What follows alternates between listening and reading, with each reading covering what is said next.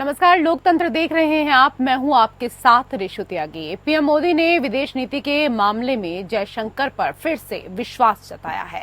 S Jaishankar Modi सरकार में फिर से विदेश मंत्री बनाए गए हैं। ये साफ बता रहा है कि विदेश नीति के मामले में भारत की निरंतरता और आक्रामकता बनी रहेगी।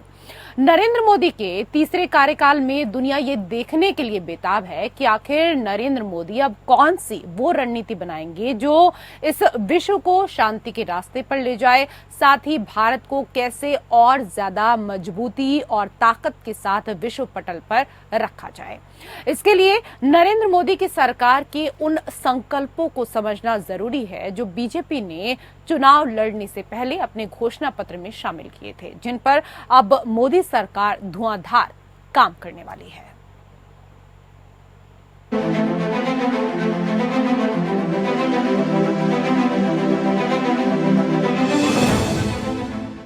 पीएम मोदी ने तीसरी बार प्रधानमंत्री पद की शपथ ले ली है। साथ ही पीएम मोदी ने विदेश नीति के मामले में एस जयशंकर पर फिर से भरोसा जताया है।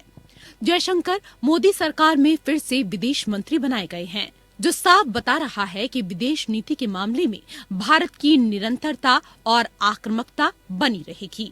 पिछले 10 साल में भारत की विदेश नीति काफी आक्रामक कर रही है। अमेरिका से रिश्ते मजबूत हुए हैं। चीन, पाकिस्तान और मालदीव के साथ तल्खी बढ़ी है और नेपाल, बांग्लादेश के साथ उतार चढ़ाव वाला दौर देखने को मिला है। लेकिन तीसरे कार्यकाल में भी चीन और पाकिस्तान के खिलाफ सीमा पर भारत का रुख बदलने वाला नहीं है। ये तल्खी जारी रहेगी। दूसरी तरफ चीन पर निर्भरता कम करना भी भारत की विदेश नीति का एक अहम हिस्सा है। मोदी 2.0 में आत्मनिर्भर भारत का नारा दिया गया था। अब तीसरे कार्यकाल में उसे किस प्रकार से अमलीजामा पहनाया जाता है, उस पर भी नजरें रहने वाली हैं। उस सपने को साकार करने के लिए चीन के साथ व्यापारिक रिश्तों को पूरी तरह बदलना एक चुनौती रहने वाला है। वहीं भारत मालदीव से रिश्ते सुधारने की जरूर कोशिश करेगा। यही वजह है कि तमाम तल्खियों के बावजूद पीएम मोदी ने शपथ ग्रहण समारोह में मालदीव के राष्ट्रपति मोइजू को बुलाया। नरेंद्र मोदी की लगातार तीसरी जीत ने उनकी ग्लोबल इमेज को और निखारा है। इससे भारत की भू राजनीतिक स्थिति मजबूत होगी। नरेंद्र मोदी के तीसरे कार्यकाल में दुनिया ये देखने को बेताब है कि आखिर नरेंद्र मोदी अब वो कौन सी रणनीति बनाएंगे जो इस विश्व को शांति के रास्ते पर ले जाए, साथ ही भारत को कैसे और ज्यादा मजबूती और ताकत के साथ विश्व पटल पर रखा जाएगा। इसके लिए नरेंद्र मोदी की सरकार के उन संकल्पों को समझना जरूरी है जो बीजेपी ने चुनाव लड़ने से पहले अपने घोषणा पत्र में शामिल किए थे, जिन पर अब मोदी सरकार धुआंधार काम करने वाली है। यूएनएससी में स्थायी सीट। भारत यूएनएससी में अपने लिए स्थायी सीट हासिल करने के लिए पुरजोर आवाज उठाएगा। आतंकवाद के खिलाफ दुनिया को एकजुट करना, आतंकवाद के खिलाफ दुनिया की सहमति बनाने की कोशिश। प्रधानमंत्री नरेंद्र मोदी वैश्विक मंच से नो मनी फॉर टेरर यानी आतंक के लिए कोई फंडिंग नहीं पर सभी को एक साथ लाएंगे। मोदी सरकार की neighbour first policy. Neighbour first policy यानी पहले पड़ोसी की नीति जारी रहेगी। मोदी के तीसरे कार्यकाल के शपथ ग्रहण समारोह में इसकी झलक भी मिल चुकी है। नेबर फर्स्ट पॉलिसी से क्षेत्रीय सहयोग को बढ़ावा देना उनकी पहली प्राथमिकता में रखा गया है। IMEC की स्थापना। पीएम मोदी ने व्यापारिक हितों को साधने और उन्हें बढ़ावा देने के लिए महत्वाकांक्षी IMEC की स्थापना का संकल्प लिया है। भारत से शुरू होकर व्यापार के मद्देनजर प्रमुख मध्य पूर्व के देशों से होते हुए ये गलियारा यूरोप को जाएगा, जिससे भारत से व्यापार में बेहद आसानी आ जाएगी। इस गलियारे से भारत संयुक्त अरब अमीरात, यूरोपीय संघ, फ्रांस, इटली, जर्मनी और अमेरिका से बिना रोक टोक के व्यापार करेगा। ग्लोबल साउथ का नेतृत्व। तीसरी सरकार बनने के बाद भारत ग्लोबल साउथ की आवाज को और बुलंद करेगा। इसमें पीएम मोदी के 5S विजन होंगे, जिसमें सम्मान, सहयोग, शांति, समृद्धि, संवाद शामिल हैं। आपदा के दौरान सबसे पहले खड़ा होगा भारत।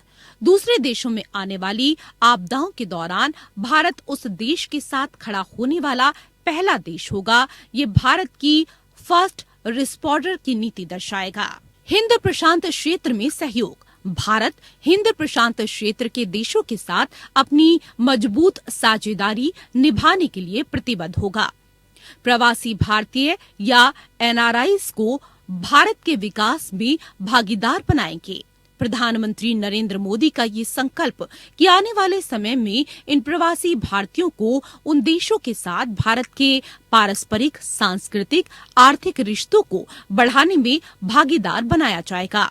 भारतीय कलाकृतियों की स्वदेश वापसी। औपनिवेशिकता के दौर में भारत से बाहर के देशों में लाई गई भारतीय मूर्तियां और कलाकृतियों को वापस भारत लाने के लिए प्रतिबद्धता से सरकार काम करेगी।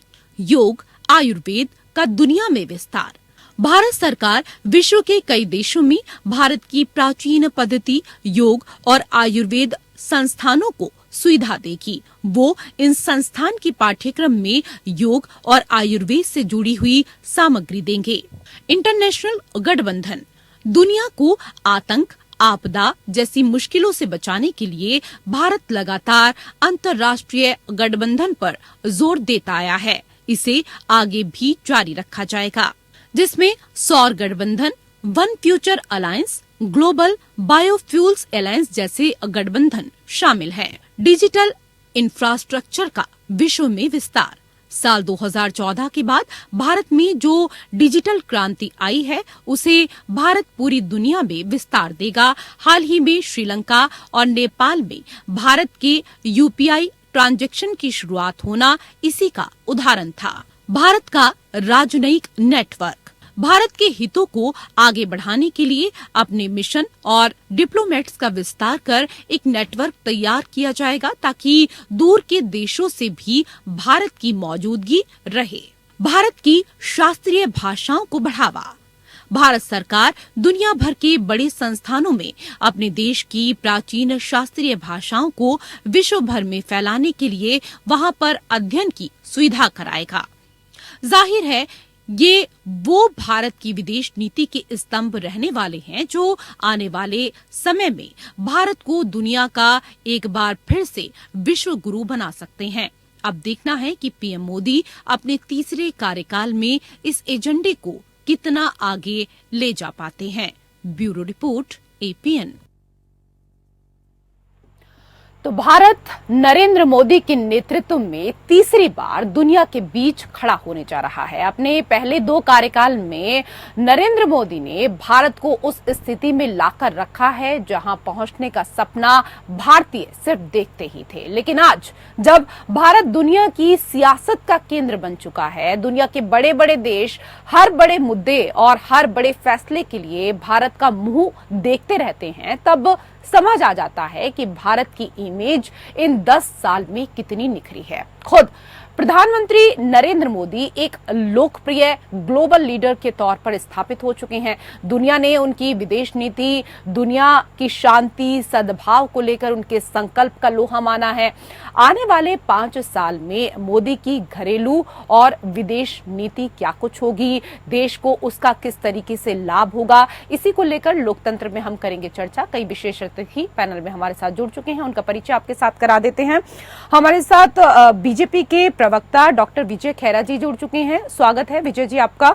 हमारे साथ कांग्रेस के प्रवक्ता शान खान जी जुड़ चुके हैं, आपका भी स्वागत। और हमारे साथ पूर्व राजनयिक मंजू सेठ जी भी जुड़ चुके हैं, मैम आपका भी बहुत स्वागत। शान खान जी, क्योंकि नरेंद्र मोदी की लगातार तीसरी जीत ने उनकी ग्लोबल इमेज को और अधिक निखारा है। अब वो एक गठबंधन सरकार के नेता के रूप में अपनी बात रखेंगे, जिसमें कई राजनीतिक दल हैं। उम्मीद की जा रही है कि इससे भारत की भू राजनीतिक स्थिति मजबूत ही होगी। आप विपक्ष में हैं, लेकिन इस बात को तो आप भी स्वीकार करेंगे कि मोदी कार्यकाल में भारत की प्रतिष्ठा बढ़ी है। विश्व के कई देश भारत की तरफ आशा भरी निगाहों से देखते हैं। इस कार्यकाल में विपक्ष की उनसे क्या कुछ उम्मीदें रहेंगी? देखिए रेशु जी, जब से प्रधानमंत्री मोदी जी सत्ता में आए उसके बाद से 10 वर्ष का कार्यकाल उनका पूर्ण हो चुका है। 10 वर्ष में स्वघोषित विश्व गुरु मोदी जी ने देश की स्थिति क्या की है ये तमाम आंकड़े बताते हैं। आज भारत में पिछले 10 वर्षों में लगभग 15 लाख लोगों ने भारत की नागरिकता को त्याग दिया। भारत पासपोर्ट रैंकिंग के मामले में 50वें स्थान पर पहुंच गया। यदि हम भुखमरी की बात करें तो 125 देशों की सूची में भारत का 111वां स्थान है और हमसे श्रीलंका, नेपाल और पाकिस्तान अच्छा कर रहे हैं इस मामले में। उसके बाद यदि हम खुशहाल देशों की सूची में बात करें तो 143 देशों की सूची में 126वां स्थान भारत का है। इसी प्रकार से मोदी सरकार की जो विदेश नीति है उसमें कोई नीति नहीं है बल्कि विदेश नीति का भट्टा बैठा चुके हैं ये तमाम पड़ोसी देश, चाहे वो मालदीव हो, चाहे वो श्रीलंका हो, चाहे नेपाल हो, चाहे म्यांमार हो, सबसे हमारे रिश्ते बिगड़ते चले गए। हम देख रहे किस प्रकार से चीन हमें आंख दिखा रहा है, किस प्रकार से गलवान में घुसपैठ किया, किस प्रकार से डोकलाम में घुसपैठ किया, किस प्रकार से हमने देखा कि ISI को भारत में बुलाया गया जांच करने के लिए। ये तमाम विफलताएं जो मोदी सरकार की विदेश नीतियों की रही और खामियां रही वो इस देश ने देखा। हर मामले में आंकड़ा ये बताता है कि मोदी सरकार ने केवल विदेश नीति के नाम पर PR किया, प्रचार किया और केवल बड़े बड़े वादे किए और डंका पीटा। जब आप आंकड़ों की बात करोगे तो ये पता चलता है कि मोदी सरकार की विदेश नीति बिल्कुल खराब है, बिल्कुल घटिया है और उसके कारण कहीं ना कहीं इन तमाम आंकड़ों में भारत को खामियाजा भुगतना पड़ा है। अब रही बात आने वाले दिनों में भविष्य में क्या होगा, हम चाहते हैं भारतीय होने के नाते और एक प्रमुख विपक्षी दल होने के नाते कि मोदी सरकार अपनी पुरानी गलतियों से बाज आए। हमने देखा कि इस प्रकार से जनता ने मोदी और अमित शाह को इस चुनाव में सबक सिखाने का काम किया। उसके बावजूद भी मोदी और अमित शाह इस चुनावी परिणाम से कोई सबक नहीं लेना चाहते हैं। अभी भी वो हठधर्मिता कर रहे हैं, अभी भी कोई परिवर्तन नहीं करना चाहते। वही सारे मंत्री जो निकम्मे, जो नाकाम और जो निष्फल थे उन सबको फिर से बैठा दिया गया है। नहीं सर, ऐसे देखिए ऐसे शब्दों का चयन ना करें, निकम्मे, निष्कर्ष, मतलब ये इस तरह के ठीक है सर, आप विपक्ष में हैं, आपका काम है सवाल उठाना, सवाल उठाइए आप, लेकिन इस तरह के शब्दों का चयन ना करें। निकम्मे कैसे कह सकते हैं सर? आप बताइए ना, निकम्मे कैसे कह सकते हैं? आपने देखा कि खुद प्रधानमंत्री ने चुनाव के समय किस तरीके से प्रचार प्रसार किया। नहीं ठीक है सर, काम का ना हो उसको निकम्मा कहा जाता है। तो राजनीति में जो जब कोई काम नहीं करेगा उसको निकम्मा नहीं बोलेंगे तो क्या बोलेंगे बताइए आप? नहीं, आपने देखा ना, आपने देखा, खुद प्रधानमंत्री को देखा कि वो कितना एक एक दिन के भीतर कितना प्रचार प्रसार कर रहे थे, कितनी जनसभाएं कर रहे थे। सिर्फ मुस्कुराने से काम नहीं चलेगा ना सर, ठीक है? और हाँ, सुनिए ना, और समय की कोई सीमा नहीं है उनके लिए। जिस दिन उन्होंने पहले दिन जब बात करी थी तभी अपनी बातों में कह दिया था कि हमारे लिए समय की कोई सीमा नहीं है। लेकिन हाँ ठीक है सर, आप विपक्ष में हैं, प्रश्न उठाना आपका काम है, आप अपने प्रश्न उठाइए। मैं आऊंगी सर, आऊंगी शान खान जी, मैं वापस से आपके पास आऊंगी। देश का काम है ये बताइए आप मुझे। नहीं, मैं वापस से आपके पास आऊंगी, लेकिन अगर मुझे कहीं कोई शब्द ऐसा लगेगा, शान खान जी, मुझे कहीं कोई ऐसा शब्द लगेगा तो मैं उसको टोकूंगी। वो मेरा कार्य है। मैं बीजेपी को भी टोकूंगी, मैं आपको भी टोकूंगी सर, क्योंकि मैं चाहती हूँ कि धैर्यपूर्वक ये डिबेट हो। एक सेकंड सर, धैर्यपूर्वक हो और कुछ निष्कर्ष इसमें निकलने चाहिए। तो पूरा धैर्य रख रहा हूं जी। आप बीच में टोक रही है, मैं तो पूरे नहीं, अगर मुझे कोई शब्द लगा है तो मैं उस पर आपसे जवाब ले रही हूँ कि सर इस तरह की बातें ना करें। ठीक है सर, तो आप बताइए। ठीक है सर, ठीक है, लेकिन निकम्मा इस तरीके से नहीं कहना चाहिए। ठीक है, मैं वापस से आपके पास आऊंगी। ठीक है सर, प्लीज डिबेट करने दीजिए। आप डिबेट करने देंगे या नहीं? इसी तरीके की बातें करेंगे तो कैसे इसको आगे बढ़ा पाऊंगी मैं, ये बता दीजिए। कोई मेरे शब्द में कोई आपत्ति तो आप बताइए। नहीं तो आपत्ति मैंने बताया ना सर, ठीक है। बाकी आपत्ति आपको डॉक्टर विजय खेरा जी भी बता देंगे। डॉक्टर विजय खेरा जी अभी इन्होंने तमाम चीजें, सर सुन लीजिए, इनकी आवाज म्यूट कर दीजिए प्लीज। आप डिबेट नहीं करने देंगे तो क्या करूंगी सर मैं? आवाज डाउन करिए। डॉक्टर विजय खेरा जी जिन बातों को लेकर यहाँ पर कह रहे हैं शान खान जी कि 15 लाख लोगों ने भारत की नागरिकता छोड़ दी है, इसके साथ ही मोदी सरकार की विदेश नीति में कोई नीति नहीं है और सरकार में जिन लोगों को, जिन नेताओं को फिर से जिम्मेदारी सौंपी गई है, जिनको मंत्री बनाया गया है, इन्होंने शब्द का प्रयोग किया है कि वो सभी निकम्मे हैं। अगर ये माननीय जयशंकर जी को निकम्मा बोलते हैं तो अब कहेंगे इनको तो क्या है नहीं भाई, इनकी बुद्धि का बारे में हम कुछ नहीं कह सकते, जिसका पूरी दुनिया लोहा मान रही है, जिसको दुनिया कह रही है कि सबसे बड़ा डिप्लोमेट है हिंदुस्तान का, छोड़िए विश्व में जो डिप्लोमेसी में नंबर 1 जिसको समझ रहे लोग जयशंकर जी को, उनको ये कह रहे हैं कि निकम्मा। आश्चर्य की बात है ये। अच्छा, दूसरी बात, अभी जयशंकर जी के समय में ऐतिहासिक बात हुई है जो कभी 7 साल में आजादी के बाद कभी नहीं हुई। अमेरिका और रूस दोनों हमारे साथ खड़े, दोनों आपस में भिड़े हुए हैं, दोनों मैं बिल्कुल बन नहीं रही यूक्रेन के बाद से लेके एक को सपोर्ट कर रहा है, एक दूसरे को सपोर्ट कर रहा है। हम जब उन्होंने सैंक्शंस लगाए उस समय ये हालत हो गई थी कि उनके सारे देशों को पेट्रोल खरीदने के लिए रूस से अमेरिका ने मना किया और सबने मना किया रूस को फेल करने के लिए, लेकिन हिंदुस्तान ने खरीदा भी और सैंक्शन भी नहीं होने दिया। ये इससे बड़ी डिप्लोमेसी और कोई दुनिया में हो सकती है आज तक कि हमने रूस से तेल खरीद के अरबों रुपया बचाया है, करोड़ों नहीं अरबों बचाया है हमने, और वही अरब हमारे विकास के काम में आया है। एक नंबर 2, जो मनमोहन सिंह जितना रुपया ईरान का दुनिया भर का कर्जा हमारे ऊपर छोड़ के गए थे, 10 साल में पैसा नहीं चुकाया था, वो भी अरबों डॉलर रुपया मोदी जी ने उसको चुकाया है। ये तो अभी मेन बात इनको बता रहा हूँ जो अभी कह रहे हैं। दूसरे पड़ोसी देश की बार बार बात कर रहे, अरे हमने तो चीन को डोकलाम में ढकेल दिया था नेपाल से।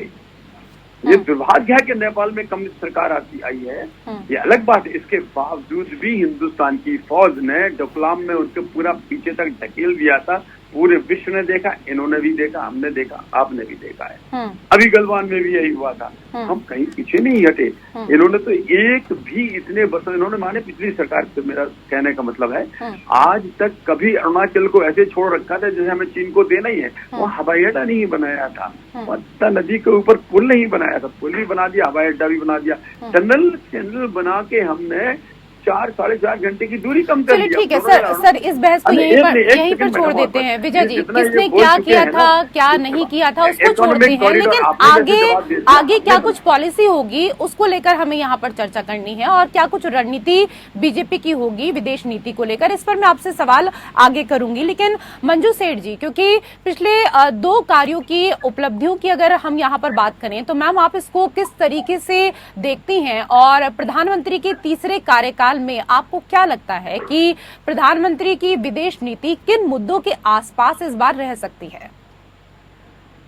पिछले 10 सालों में और अभी आगे चल के भी, क्योंकि मैं देख रही हूँ कि विदेश नीति में बिल्कुल कंटिन्यूटी रहेगी और काफी नई चीजें भी इंट्रोड्यूस की गई, नया अप्रोच इंट्रोड्यूस किया गया स्ट्रेटेजिक ऑटोनॉमी का लेके।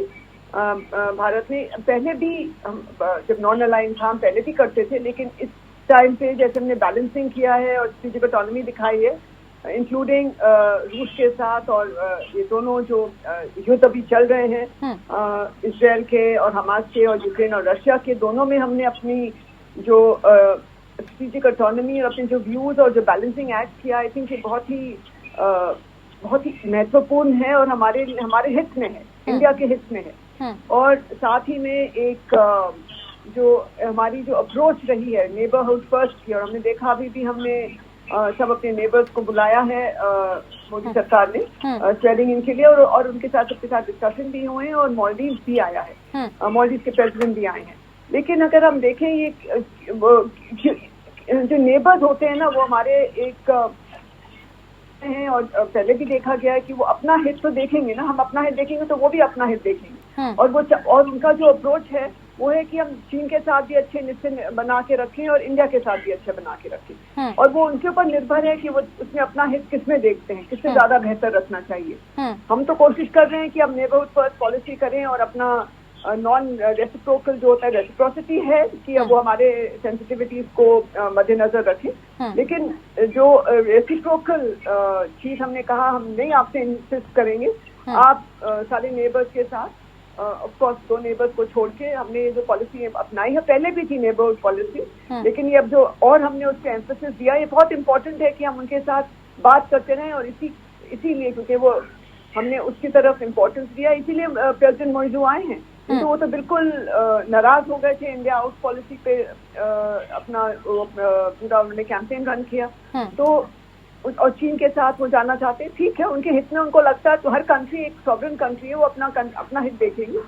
और हमारी जो पॉलिसी अप्रोच रही है, मैं उनको बिल्कुल मैं फर्मली कह सकती हूँ और बड़े क्लियरली कह सकती हूँ कि हमेशा हमारी फॉरेन पॉलिसी अप्रोच इंडिया के हित में। हाँ, कभी कभी गलतियां होती हैं, हम नहीं कहते सब परफेक्शन है, क्योंकि इंसान पॉलिसी को ड्राइव करते हैं। कभी कभी कोई हो सकता है कि हम गलत हमने कोई डिसीजन ले लिया हो सरकार ने, पहले से पिछले 75 सालों से हमने देखा है ये। लेकिन इसका ये मतलब नहीं कि इंडिया का हित हम लोगों ने नहीं देखा है। हमेशा फॉरेन पॉलिसी में ये एक अप्रोच रहा है, और इस गवर्नमेंट ने थोड़ी और इसमें चेंजेस जो लाए हैं, क्वाड की तरफ जाके, अमेरिका के साथ भी जाके, हर कंट्री के साथ अच्छे रिश्ते कोशिश किए बनाने की। तो ये एक पॉजिटिव चीज रही है, और मुझे लगता है कि हमें उस पर फोकस करना चाहिए। नेगेटिव तो हमेशा थोड़े बहुत रहेंगे, और हमें उसको हैंडल करना चाहिए, उससे लर्न करके आगे भी जो हमने कहा है कि हम चीन के साथ ये बॉर्डर इशू जो चले आ रहे हैं इतने सालों से, उसको रेजोल्यूशन की तरफ ले जाएंगे। लेकिन एक चीज यहाँ पर ये भी है ना मंजू सेठ जी, एक चीज यहाँ पर ये भी है, क्योंकि देखिए कि मोइजू के अभियान और उनके साथी मंत्रियों की टिप्पणी के बावजूद भी भारत ने बहुत धैर्य रखा, और कोई प्रतिक्रियात्मक टिप्पणी क्योंकि नहीं की गई थी, और इस बीच डिप्लोमेटिक लेवल पर भी कोशिश जारी रही। क्या आपको लगता है कि ये उसी के असर हैं कहीं ना कहीं? बिल्कुल हमने उनको उनका जो हमारा ड्यू था, उनको जो ग्रांट देना और जो लोन देना, लाइन ऑफ क्रेडिट हमने दिया, क्योंकि हमें पता है कि ये अपना हित देख रहे हैं। उनको लग रहा है कि चीन के साथ जाना उनका हित है, तो ठीक है। वो हम किसी को थोड़ी ना बोल सकते हैं कि हमारे हिसाब से चलो आप। हर एक कंट्री को, हर कंट्री अपने हिसाब से चलेगी, और ये जो हमारा डिप्लोमेटिक उनके साथ आउटरीच कंटिन्यूअसली रहा है। उनके फॉरेन मिनिस्टर भी यहाँ आए थे, और उसके बाद हम इंटरैक्ट किया हमारे साथ, और उनको समझ आई हमारी पोजीशन क्या है। क्योंकि हम बिल्कुल, चाइना के पास पैसे हैं, हम उनको फुल्ली हर एक जगह मैच नहीं कर सकते, और उनका चाइना का जो अप्रोच है वो अलग है, हमारा अप्रोच अलग है। तो हम इसलिए एक जैसे अभी कहा भी गया, ग्लोबल साउथ का हम साथ में उनको साथ में लेके चलना चाहते हैं। बिल्कुल यही अप्रोच रही है पहले भी, और अब थोड़ी और फोकस में आ गई है, और आगे चल के भी ये बहुत इम्पोर्टेंट है कि हम कंटिन्यू करें। इसी से जुड़ा मेरा एक और सवाल जी, इसी से जुड़ा मेरा एक और सवाल है आपसे मंजू सेठ जी, क्योंकि मोइजू को जो चीन से उम्मीद थी उतना गर्मजोशी से उधर उनको सहयोग नहीं मिला। दूसरी ओर भारतीय नौसेना का वर्चस्व हिंद महासागर में लगातार बढ़ा है। क्या इससे भी मोइजू को अपनी पॉलिसी में बदलाव करना पड़ा? क्या आपको ऐसा लगता है? आई एम नॉट श्योर कि पॉलिसी में उन्होंने बदलाव किया है, लेकिन उनको भी समझ आ रहा है कि दोनों देशों, क्योंकि बिल्कुल क्लोजेस्ट नेबर कौन है? भारत।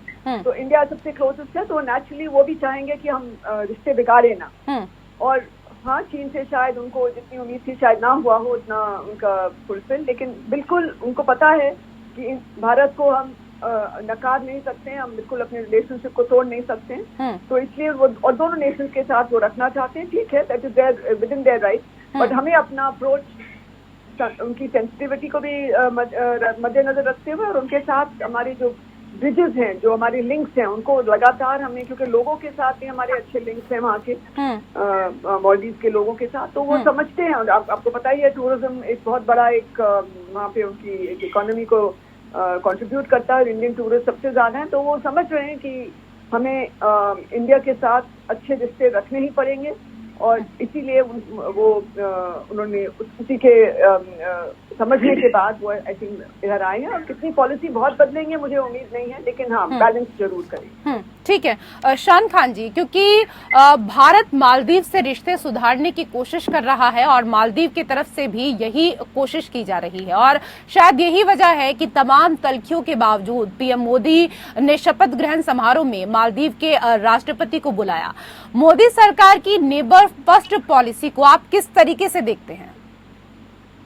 नहीं, पड़ोसियों से अच्छे संबंध होना चाहिए। किसी भी देश के लिए ये आदत इसकी होती है कि वो अपने पड़ोसियों से अच्छे संबंध रखे, और सदैव भारत ने अपने पड़ोसियों के साथ अच्छे संबंध रखे, उनके साथ एक भावना रखी, मदद वाली भावना रखी। और जब जब उनके वहाँ कोई भी अकाल आया, कोई भी परेशानी आई, कोई विपत्ति आई, तो भारत ने मदद का हाथ बढ़ाया है। किंतु आपने जो प्रश्न किया कि संबंध सुधारना, संबंध सुधारा कब जाता है? जब बिगड़ गया होता है। आप इतिहास उठाकर देख लीजिए, चीन पाकिस्तान को छोड़कर भारत के संबंध किसी भी पड़ोसी देश के साथ कभी भी बिगड़े नहीं थे, चाहे वो म्यांमार हो, चाहे वो श्रीलंका हो, चाहे वो नेपाल हो, चाहे वो मालदीव हो। मोदी सरकार के आने के बाद मोदी सरकार की विदेश नीतियों में जो कमियां रही, या ये कह लो केवल जो डंका पीटने वाली बात रही, जो केवल PR करने वाली बात रही, उससे कहीं ना कहीं पड़ोसी देशों के साथ हमारे संबंध बिगड़े हैं। आप देखिए नेपाल जैसा देश, म्यांमार जैसा देश जो है, उनके साथ हमारा घर्षण हो रहा है। आए दिन सुनने में आता है कभी नेपाल की सेना हमारी सीमा में घुसने का प्रयास कर रही है, कभी वो हमारे भारत के भूभाग को अपना बता रहे हैं। चीन करता है वो समझ में आता है, चीन से हमारी पुरानी शत्रुता कह लो या ये कह लो खींचतान लगी रहती थी। किंतु ये जो पड़ोसियों से संबंध बिगड़े, श्रीलंका, म्यांमार, मालदीव जैसे देशों से संबंध बिगड़े, कहीं ना कहीं मोदी सरकार की विफलता है। और मोदी सरकार के मंत्रियों की जो अपरिपक्वता है, उनके पास जो अनुभव नहीं है, जो अनुभवहीनता है, उसके कारण कहीं ना कहीं विदेशी स्तर पे भारत को कहीं ना कहीं से नुकसान पहुंच रहा है। आप देखिए अमेरिका ने पिछले 10 वर्षों में मोदी जी कार्यकाल में 2 बार भारत को ब्लैक लिस्ट करने का सुझाव दिया। अमेरिका के एक पैनल ने कहा कि भारत में असहिष्णुता बढ़ रही है और संकटों के खिलाफ अत्याचार बढ़ रहे हैं, और उन्होंने साफ तौर पर भारत को शंका वाली सूची यानी कि ब्लैकलिस्ट करने की सिफारिश की थी। तो कहीं ना कहीं मोदी सरकार को समझना चाहिए कि पिछले 2 कार्यकाल में जिस प्रकार से भारत की विदेश नीति को धक्का लगा है और जिस प्रकार से अंतर्राष्ट्रीय स्तर पे भारत की छवि को नुकसान हुआ है, उसको सुधारने के लिए अब अनुभवहीन लोगों को हटाकर अनुभवी लोगों को बैठाया जाए, परिपक्व लोगों को बैठाया जाए, और विपक्ष का भी इससे कहीं ना कहीं सुझाव लिया जाए, उनसे भी राय ली जाए। क्योंकि जो पार्टी आज विपक्ष में बैठी है उसने निरंतर 5 दशक तक भारत पे शासन किया है, और विदेश नीति कैसी बननी चाहिए, कौन से देश के साथ संबंध कैसे हो, कहां पर किस देश के साथ समझौता कैसा करना है, ये भाजपा से बेहतर कांग्रेस जानती है, और इस बात को भाजपा को स्वीकार करना चाहिए। ठीक है। मैं क्योंकि विजय खेरा जी एक ब्रेक के लिए हमें यहाँ पर रुकना होगा, लेकिन जो अभी यहाँ पर कह रहे हैं शान खान जी, वो कह रहे हैं कि मोदी सरकार के जो मंत्री हैं वो परिपक्व नहीं है और विदेश नीति को धक्का लगा है, विपक्ष से भी बातचीत करनी चाहिए और परिपक्व जो नेता हैं, परिपक्व जो मंत्री हैं, उनको बिठाना चाहिए। इस पर संक्षेप में जवाब दे दीजिए, उसके बाद मुझे ब्रेक के लिए रुकना होगा। सर विजय खेरा जी। अच्छा, हम समझे आप ब्रेक पर जा रही हैं। नहीं, उसके बाद ब्रेक पर जाएंगे। हेलो, जयशंकर जी से ज्यादा परिपक्व कोई नहीं हो सकता। The most matured diplomat famous in the world. Modi ji ने हमेशा ये कभी नहीं सोचा कि मेरी पार्टी का, मेरे बीजेपी का मंत्री बन जाए। जहां जहां उनको आवश्यकता हुई, जहां जहां उनको लगता है कि हमको यहाँ एक सुपर स्पेशलिस्ट की जरूरत है, तो वो जयशंकर जी को लेके आए, और उन्होंने अपना आना यहाँ पर प्रमाणित कर दिया है कि आज विश्व भर में भारत का डंका बज गया है। आज हिंदुस्तान का कोई आदमी अमेरिका जाता है, सबसे ज्यादा डेवलप्ड वही कंट्री, इसके एक ही एग्जाम्पल मैं दूंगा, वहां पर आज हमारे पासपोर्ट की दिल्ली हो गई। खुद वहां से आने जाने वाले लोग कहते हैं अब हम जाते हैं तो हमें हिकारत की दृष्टि से नहीं देखा जा सकता है। यही सबसे बड़ी सफलता है। ये सफलता नहीं है कि हमको, जब हमने अपने आदमी को यमन में बचाया, हमने सऊदीया से बचाया, तो फ्रांस जैसा देश हमसे मदद मांग रहा है कि हमारे आदमी भी वहां से निकलवा दीजिए। इनको नहीं मानते। मालदीव का सवाल है, तो जब उन्होंने सर उठाया था उनके मंत्री, तो उनके इस्तीफे हुए भूल गए शायद, इन्हें मालूम नहीं है। उनको इस्तीफा देना पड़ा, तब तक अड़ा रहा भारतवर्ष। जब उनके इस्तीफे हो गए उसके बाद लक्षद्वीप को हमने डेवलप करना चालू कर दिया बड़ी जोरों से, और लक्षद्वीप अब उतना ही डेवलप हो जाएगा जितना वो। इसके बावजूद भी हमने उनको बुलाया भी, यहाँ निमंत्रित भी किया इज्जत के साथ। ये कह रहे कि हमको डिप्लोमेसी नहीं आती है। रहा चाइना का सवाल, तो अब जब आपके चुनाव में अभी आपको पाकिस्तान पूरी तरह से समर्थन दे रहा था, इसका क्या कारण था? आप एक कांग्रेस पार्टी के अध्यक्ष आधी रात को मिलने जाते, उसका क्या कारण था? कोई बता नहीं सकता। चीन के डिप्लोमेट से मिलने जाते एम्बेसी में, इसका कोई नहीं बता सकता। क्या MOU साइन करके आए थे, चुपचाप गए थे चीन में, कोई बताता नहीं। ऐसे विपक्ष से कौन मदद लेगा? अरे उस विपक्ष से हम मदद ले सकते हैं जो विपक्ष अपनी जिम्मेदारी समझता हो, जो विपक्ष ना जिम्मेदारी से बात करता है, हर बात जो करना उसका विरोध करना है, कुछ भी हो। अरे अटल बिहारी वाजपेयी की तरह बनो तुम। कर रहे हैं और एक और विशेष अतिथि हमारे साथ जुड़ चुके हैं, उनका परिचय भी आपके साथ करा देते हैं। हमारे साथ रक्षा विशेषज्ञ अनिल गौड़ जी जुड़ चुके हैं। सर, आपका भी बहुत बहुत स्वागत इस कार्यक्रम में, इस चर्चा में। सर, भारत बाजार व्यवस्था विकल्प शक्ति समन्वय हर लिहाज से महत्वपूर्ण है। क्या हम पिछले 10 वर्षों में अपनाई गई विदेश नीति के आउटकम से संतुष्ट हैं? सर, आवाज मिल पा रही है आपको? हेलो जी सर, आपको आवाज मिल पा रही है मेरी? हाँ बिल्कुल मिल पा रही है। मैंने कहा मेरे लिए सवाल है। जी जी सर। देखिए, हमारी जो विदेश नीति है वो बिल्कुल सही है, क्योंकि हमारे जो एक्सटर्नल अफेयर्स मिनिस्टर जो अभी जयशंकर जी, फिर वो उसी पद के ऊपर मोदी जी ने इनको रखा है, उन्होंने बड़ा स्पष्ट कर दिया है कि इंडिया फर्स्ट होगी हमारी विदेश नीति, किसी को अच्छी लगे ना लगे। और ये बड़ा उन्होंने एक तरीके से प्रूव करके दिखा दिया कि जब यूरोपियन यूनियन सारे और इवन अमेरिका हिंदुस्तान की निंदा कर रहा था कि रशिया से हम तेल ले रहे हैं जी, ये तो यूक्रेन वॉर के लिए हमने उसको सैंक्शन लगाए हुए हैं, तो सब कुछ किया, तो उन्होंने बड़ा स्पष्ट कर दिया था कि भाई देखिए, आप अपने हिसाब से, आप यूरोप में आप अपने हिसाब से चल रहे हैं, हमें अपने हिसाब से चलना है, हमने यूरोप को नहीं देख के चलना। तो हमारी जो विदेश नीति है वो बड़ी क्लियर है कि जितने हमारे जो है जो मुस्लिम ममालिक देश में कहता हूँ, उनके साथ में इतना अच्छा घनिष्ठ एक तरीका जो बना लिया था हमारे मोदी साहब ने कि देखिए वहां पे पहली बार एक हिंदू मंदिर भी वहां खड़ा हो गया, ये आज तक नहीं हुआ था। दूसरा, उसके अलावा अभी इजराइल का जो मसला आया, जो इजराइल और इसके अंदर, उसके अंदर भी जो भूमिका है वो बड़ी हमने क्लियर कर दी है। उसके अंदर हम चाहते हैं कि पीस हो, हम चाहते हैं दोनों तरफ बैठ के आपस में बात करने, और यही रशिया यूक्रेन के साथ भी हमने किसी का पक्ष नहीं लिया कि भाई रशिया, हालांकि रशिया हमारा पुराना दोस्त है, आपको पता है, और उसके साथ कितनी हमारी घनिष्ठता है, और 71 के युद्ध में किस तरीके से वो सामने आ गया था अमेरिका के, कि जब अमेरिका ने अपनी 7th फ्लीट भेजी थी, जब हम बांग्लादेश आजाद कर रहे थे, तो हमने फिर भी रशिया के साथ यही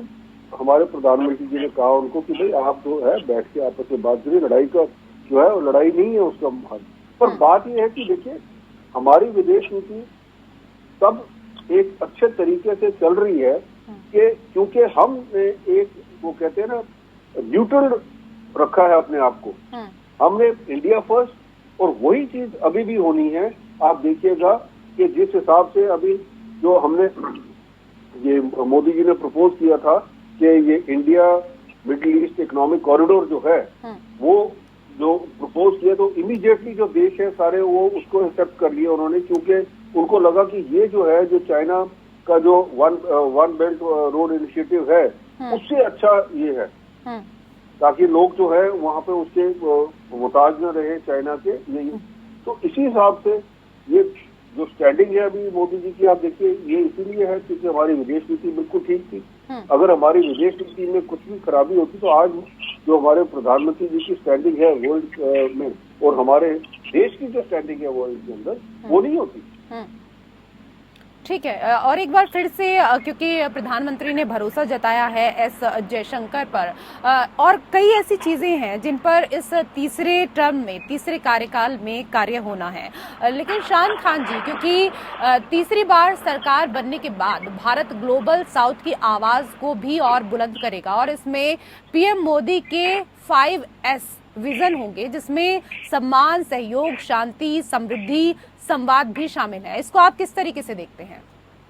देखिए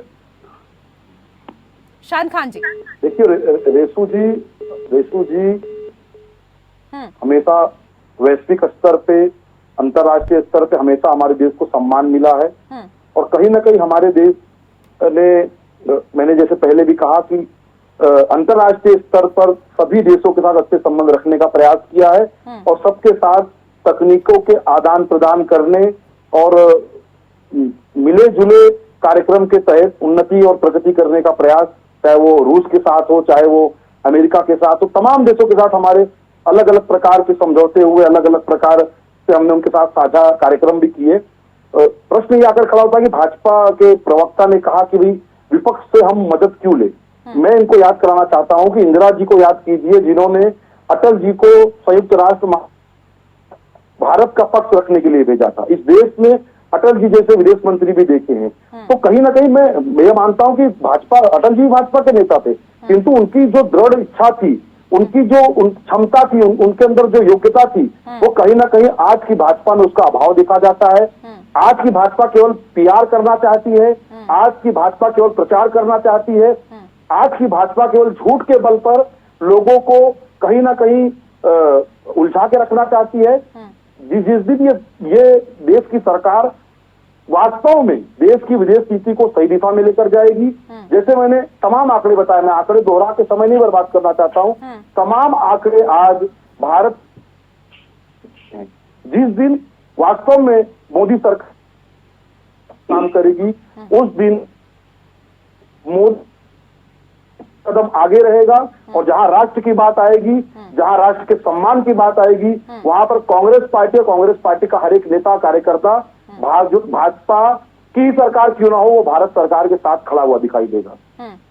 चलिए ठीक है, किसी मसले पर तो आपने कम से कम ये कहा कि हम सरकार के साथ खड़े हुए नजर आएंगे। डॉक्टर विजय खैरा जी, अभी जो बातें यहाँ पर कही हैं शान खान जी ने, उन बातों का तो आप जवाब दीजिएगा ही, क्योंकि इससे पहले चीन को लेकर भी चर्चा चल रही थी। और जयशंकर क्योंकि मोदी सरकार में फिर से विदेश मंत्री बनाए गए हैं, जो साफ बता रहा है कि विदेश नीति के मामले में भारत की निरंतरता और आक्रामकता बनी रहेगी।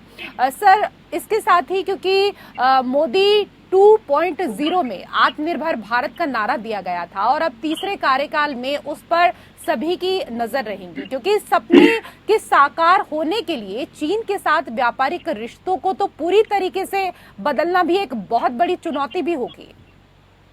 अब देखिए, एक एक लाइन में मैं 4-5 मोटी बातें बता देता हूँ, जिससे इनके समझ में आ जाएगा जो हमारे विपक्ष में बैठे हुए बोल रहे हैं जी। सबसे पहले सिक्योरिटी काउंसिल की सदस्यता का सवाल है।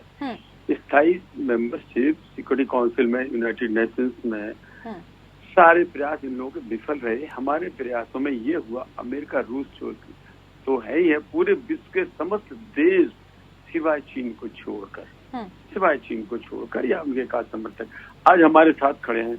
और हमको आज नहीं तो कल हम उस स्थिति में पहुंच गए हैं कि हमको सुरक्षा परिषद की स्थायी सदस्यता मिल जाएगी, पहली बात। नंबर 2, ऐसा भी कभी हुआ है, जैसे अभी बोल रहे थे जो अनिल जी, बड़ा अच्छा बोल रहे थे वो, कि यूक्रेन और रूस की लड़ाई में भी हमने रूस का साथ नहीं दिया, न्यूट्रल रहते हुए भी रूस की हमारी दोस्ती उतनी ही बनी रही, और रूस से हमें तेल मिलता रहा, उस तेल को हम दूसरे देशों को भी सप्लाई करते रहे। दूसरी बात।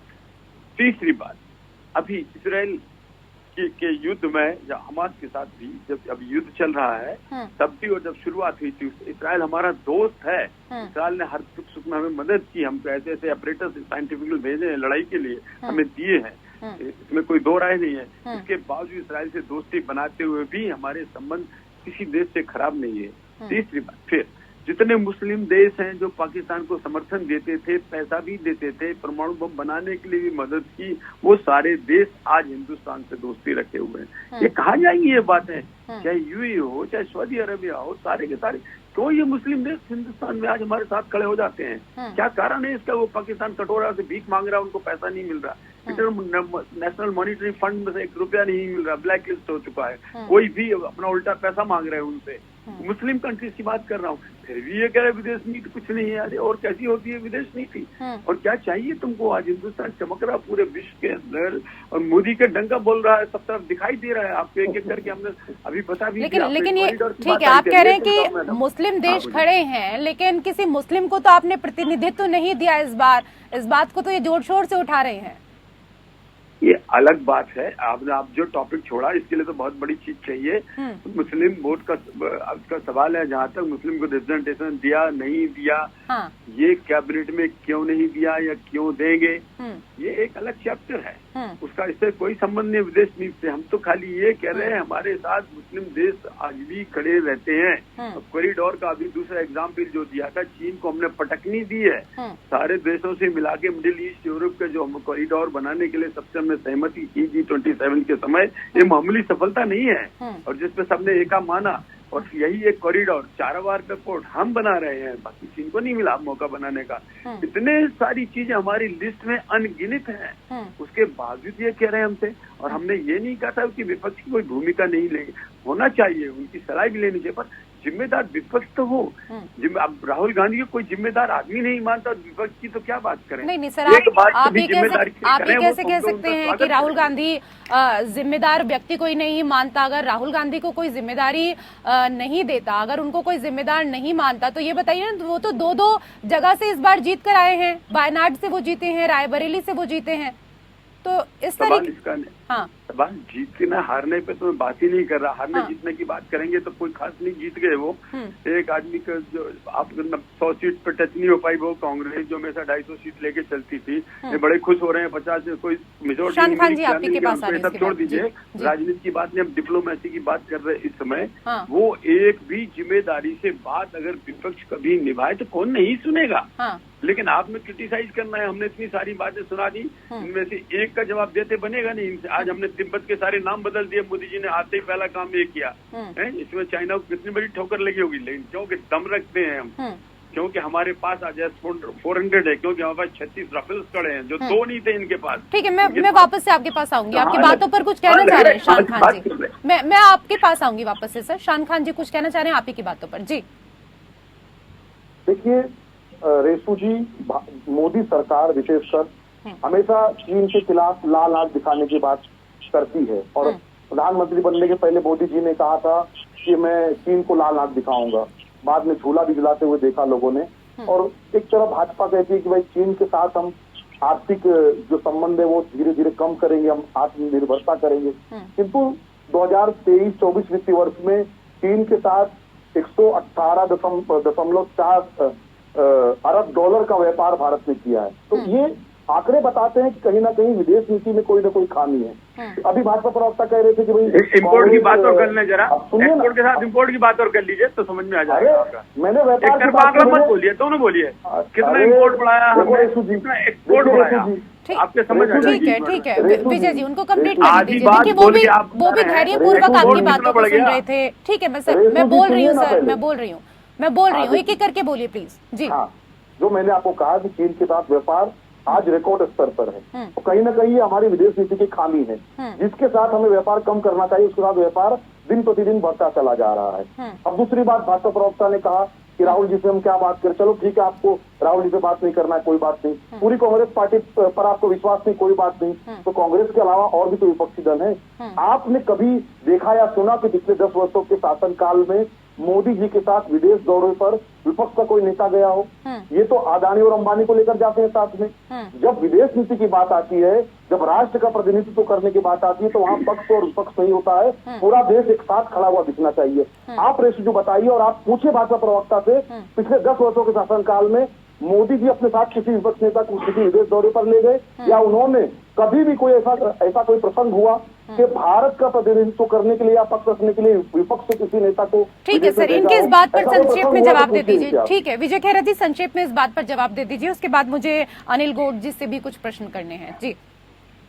विपक्ष का नेता जाएगा या नहीं जाएगा, यहाँ ये सवाल नहीं है। सवाल आवश्यकता होगी तो जाएगा, जबरदस्ती नहीं जाएगा। आपने कभी बुलाया, आपने कभी निमंत्रित किया कि आप हमारे साथ आइए? जो लोग ऐसा हुआ तो बताइए आप। जो लोग विश्वास नहीं करते सर्जिकल स्ट्राइक पर, जो आर्मी के ऊपर उंगली उठाते हैं, आर्मी के जनरल पर विश्वास नहीं करते हैं, वो लोग हमसे बात कर रहे हैं।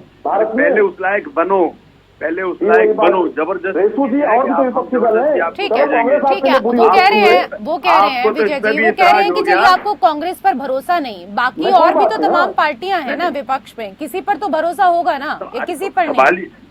सवाल ये है, उनको उठा के कहाँ भेज दें? जो सर्जिकल स्ट्राइक के प्रमाण मांगते हैं उनको उठा के कहाँ भेज दो? आधी रात को, एक सेकंड, चीन के एम्बेसडर से मिलने जाते हैं आधी रात को। अरे कहीं तो शर्म खाओ, सुधरो। पहले राष्ट्रभक्त बनिए, प्रमाणित करिए आप राष्ट्रभक्त हैं। चलिए ठीक है, मैं आप दोनों के पास, मैं दोनों के पास वापस से आऊंगी, मैं वापस से आऊंगी सर प्लीज आप दोनों के पास आऊंगी मैडम मेरी एक लाइन सर। नहीं देखिए, हमारे साथ अनिल जी भी बहुत देर से बैठे हैं और मैं उनको मौका नहीं दे पा रही हूँ सर, डिबेट खत्म हो जाएगी ऐसे। अगर अमेरिका की सांसद राहुल गांधी पे कहती है कि शर्म की बात है कि किसी देश का MP आके अपने देश के खिलाफ बोल रहा है, अमेरिका में जाके बोले थे, इससे बड़ा और प्रमाण क्या चाहिए। ठीक है अनिल जी, कई सवाल थे मेरे आपसे, लेकिन माफी चाहूंगी क्योंकि समय कम है सर। लेकिन वर्तमान सरकार की स्थिति से विदेश नीति में क्या कोई बड़ा व अप्रत्याशित बदलाव होगा? आपको क्या लगता है, इसको आपसे समझना चाहेंगे। अनिल गौड़ जी, चलिए आवाज शायद नहीं पहुंच पा रही है, आप अपनी बात कंप्लीट करिए। विजय खैरा जी, मैं कह रहा था कि देखिए, जब राहुल जी गए थे अमेरिका तो वहाँ की एक महिला सांसद ने ये बोला था, ये वहाँ कुछ बोल गए थे कि किसी देश का सांसद आकर दूसरे देश में अपने देश की बुराई करे, ये बड़ी आश्चर्यजनक बात है। ऐसे लोग भी चुन देते हैं वहाँ के लोग, तो इससे बड़ा और तमगा क्या मिल सकता है इनको। हमारी बात छोड़ दीजिए कि हम इनकी बुराई करते हैं, फिर ये कहते हैं कि हमसे पूछते नहीं है। और जयशंकर जी तक की ये बुराई कर रहे हैं, जिस आदमी ने पूरा आपके सामने प्रमाणित तौर पर हिंदुस्तान का झंडा गाड़ दिया। आज हमारा झंडा, हमारा मंदिर मुस्लिम देशों में सब जगह चल रहा है, बन रहे हैं। उसके बाद आप उसकी बुराई करते हैं। चाइना को हमने ढकेल दिया, गवलान में आपने कह दिया हमारे सैनिक पिट के आ गए, जब वीडियो आया तो हमने उन्हें मारा था। यानी हर जगह आप डिप्लोमेसी के लिए, अपनी सफलता के लिए हिंदुस्तान की बदनामी भी करते हैं और फिर ये भी कहते हैं कि हमको डेलीगेशन में भेजा जाए, हमें वहाँ पर भेजा जाए। पहले हिंदुस्तान की बदनामी करना बंद कर दीजिए, ये आपसे हाथ जोड़कर विनती मैं कर रहा हूँ इस टीवी से। देश एक है, देश शान खान जी वो कह रहे हैं कि देश एक है, लेकिन आप जब बाहर जाते हैं तो भारत की बदनामी करते हैं। और भारत की बदनामी क्या, आप अगर बीजेपी के लोगों को इस तरीके से कोसते हैं तो एक तरीके से आप कहीं ना कहीं भारत के लिए क्या कुछ बोल रहे हैं ये भी भूल जाते हैं। प्रधानमंत्री को कोसते हैं, बीजेपी को कोसो, बीजेपी को कोसो। जी रेसू जी, विपक्ष का काम है सरकार का विरोध करना, उनकी खामियों को उजागर करना। विपक्ष का काम यही होता है। अभी भाजपा बाहर जाकर आप सुनिए ना, अरे हाँ सुनाइए ना, बाहर जाकर अमेरिका आप सुन तो लीजिए, आपको बड़े धैर्य से मैंने सुना है। आप पूरा बोलो, बाहर जाकर करेंगे बुराई। ठीक है डॉक्टर विजय, धैर्य के साथ, क्योंकि अब समय भी नहीं बचा है, संक्षेप में सर जवाब दे दीजिए। विदेशी भूमि पर मोदी जी का भाषण था कि भारत साफ सपेरों का देश था, भारत में पैदा होने से शर्मिंदगी होती थी। ये तमाम बयान नरेंद्र मोदी जी के स्वयं है और प्रधानमंत्री रहते हुए उन्होंने दिए विदेशी भूमि पर। इसीलिए दूसरे पर उंगली उठाने से पहले अपने गिरेबान में झांक लेना चाहिए कि मोदी जी ने कितने शर्मनाक बयान दिए थे। यदि इसलिए आपने देश के खिलाफ बोला, इसलिए बोला आपने देश के खिलाफ। चलिए सर, बहुत बहुत धन्यवाद आप सभी मेहमानों का हमारे साथ इस चर्चा में जुड़ने के लिए। और इसी के साथ लोकतंत्र में मेरे साथ फिलहाल इतना ही। नमस्कार।